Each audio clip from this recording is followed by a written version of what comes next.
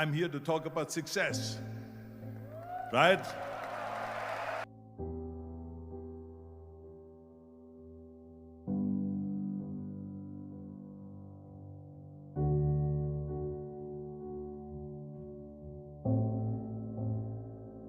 The first rule of success is to have a vision. You see, if you don't have a vision of where you go, and if you don't have a goal where you go, you drift around and you never end up anywhere. It's like you can have the best ship in the world, you can have the best airplane in the world. If the pilot or the captain doesn't know where to go, it would just drift around. It would not end up anywhere, or most likely in the wrong place.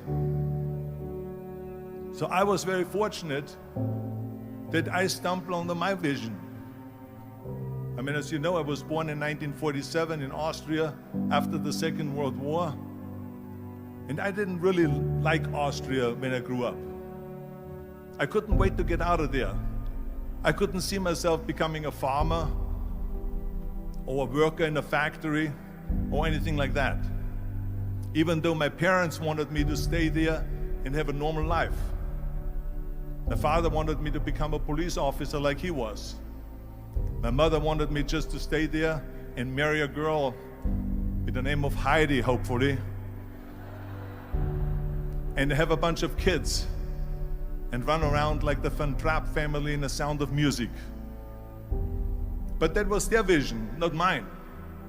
My vision was totally different. I felt that I was born for something special, for something unique, for something big. You know how great it felt that I knew where I was going? Imagine the majority of people don't know where they're going. When you have a goal, when you have a vision, everything becomes easy. Because remember that in America, for instance, when you study, you will see the percentage of people that like their jobs. 74% hate their job in America. Now, there is not much different when you come to Europe. The majority of people don't like what they're doing because they're really not doing it because they didn't have a goal and they followed this goal. They just aimlessly drift around, and then all of a sudden there's a job opening, so they get that job because you have to work. But then when you work, it's a chore. It's work. It's not fun. So if you think about, only a quarter of the people really enjoy what they're doing in life. That is unbelievable if you think about it. So I felt so blessed that I knew what I was doing. It's like a medical student that studies and knows he wants to become a doctor. You know where to go. So I knew where to go. So people always ask me, when they saw me in the gym in the pumping iron days, they say, why is it that you're working out so hard? 5 hours a day, 6 hours a day, and you have always a smile on your face. The others are working out just as hard as you do, and they look sour in the face. Why is that? And I told people all the time, I said, because to me, I'm shooting for a goal. In front of me is the Mr. Universe title. So every rep that I do gets me closer to accomplishing that goal, to make this goal, this vision turn into reality. Every single set that I do, every repetition, every weight that I lift will get me a step closer to turn this goal into reality. So I couldn't wait to do another 500-pound squat. I couldn't wait to do another 500-pound bench press. I couldn't wait to do another 2,000 reps of sit-ups. I couldn't wait for the next exercise, for the next half hour of posing and all the kind of things that you have to do to be a champion. And with the age of 20, I went to London and I won the Mr. Universe contest as the youngest Mr. Universe ever. And it was because I had a goal. So let me tell you something, visualizing a goal and going after it makes it fun. You got to have a purpose no matter what you do in life. You got to have a purpose.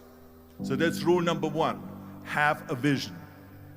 Rule number two is, don't listen to the naysayers. Don't listen to the naysayers.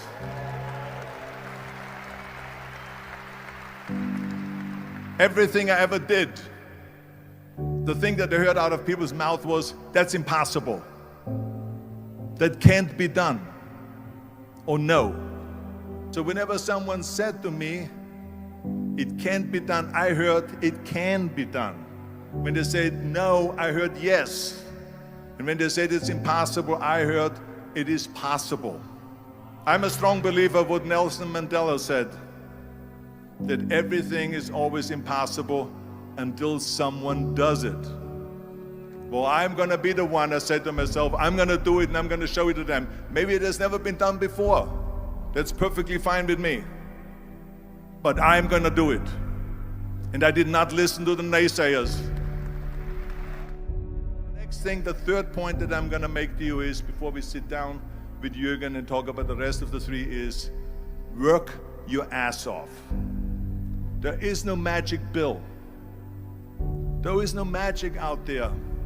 You cannot get around. You have to work and work and work. And it drives me crazy when people say that they don't have enough time to go to the gym for 45 minutes a day and work out, or to do something for 45 minutes to an hour a day to improve, if it is physically improve or if it is mentally to improve. Imagine you read 1 hour a day about history. How much you will learn after 365 hours in 1 year. Think about if you study about the history of musicians, of composers, how much you would know. Imagine if you would work on a business, on some business that you want to develop every day for an hour. Imagine how further along you will go and get. So it drives me nuts because when people say we don't have the time, we have 24 hours a day.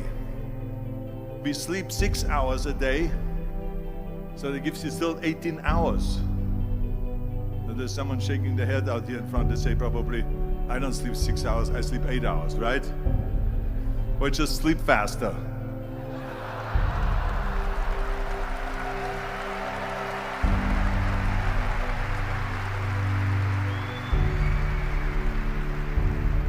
So we have 18 hours a day.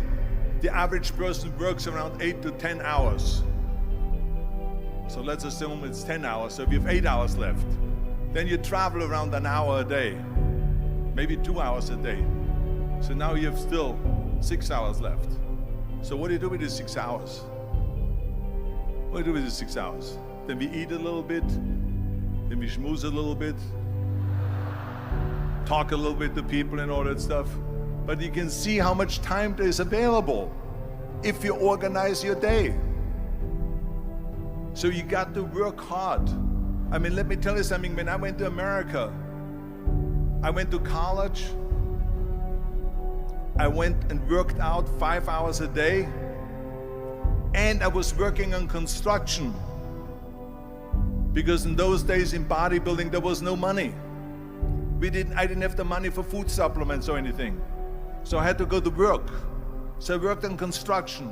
I went to college. I worked out in the gym, and at night from 8 o'clock at night to 12 midnight, I went to acting class 4 times a week. So I did all of that. There was not one single minute that I wasted. I became very friendly with Muhammad Ali in the 70s. And Muhammad Ali worked his butt off. And I saw it firsthand. And I remember that there was a sports writer that was there in the gym when he was working out and he was doing sit-ups. And they asked him, how many sit-ups do you do? And he said, I don't start counting until it hurts. Now think about that. He doesn't start counting his sit-ups until he feels pain. That's when he starts counting. That is working hard. And so you can't get around the hard work. It doesn't matter who it is. As a matter of fact, I believe what Ted Turner said, work like hell and advertise.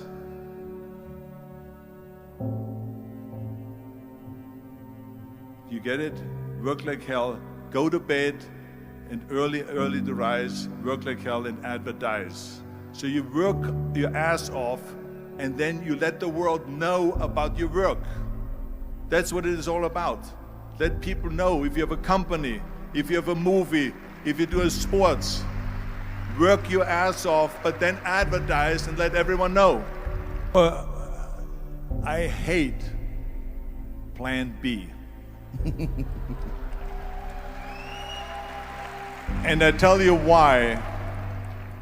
Because we have so many doubters, as I've said earlier, the no-sayers. We have so many of those people that say no, and you can't do it, and it's impossible. That is okay, because we just turn off, as I said earlier, and we listen and we hear the no being a yes. You can't do it, you can do it, and all of that. So that is possible to do that amongst all the negative people around you. But when you start doubting yourself, that's very dangerous.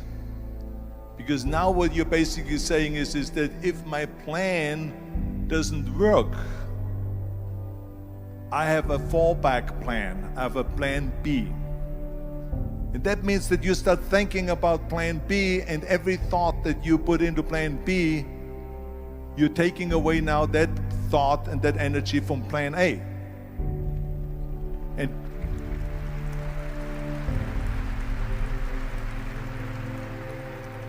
And it's very important to understand that we function better if there is no safety net, because plan B becomes a safety net. It says that if I fail, then I fall and I get picked up and I have something else there that will protect me.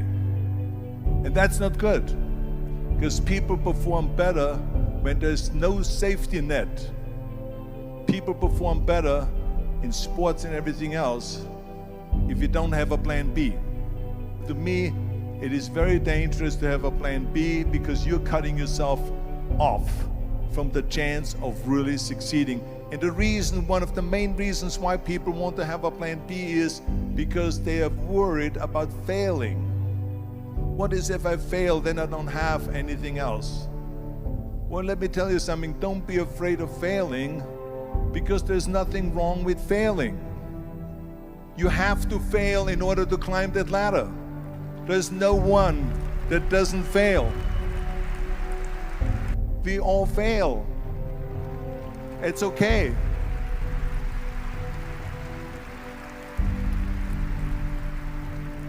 What is not okay is that when you fail, you stay down. Whoever stays down is a loser. And winners will fail and get up, fail and get up, fail and get up. You always get up. That is a winner. That is a winner. Hey, we all lose. We all have losses. This is okay. And this is why I say don't be worried about losing, because when you're afraid of losing, then you get frozen. You get stiff. You're not relaxed.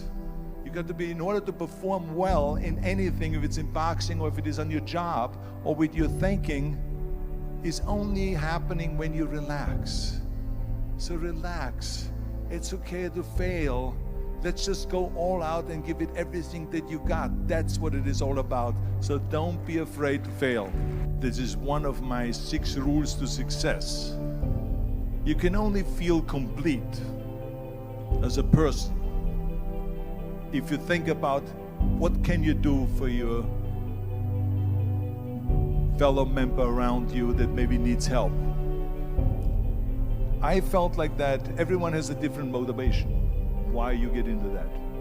I was an immigrant going to America, and I saw how America was the most generous country in the world. I mean, they opened up their arms to me, they helped me, they invited me for Thanksgiving dinner. The people, they brought me, the bodybuilders in the gym brought me plates to my apartment because I had no plates, I had no silverware, I had no bedware, I had no pillows, I had no blanket, I had no TV, I had no radio, I had nothing. They brought it to my apartment. They helped me. And I saw that firsthand, this generosity in America. And I said to myself, as an immigrant that is being embraced with open arms, that I need to go and make sure that I give something back.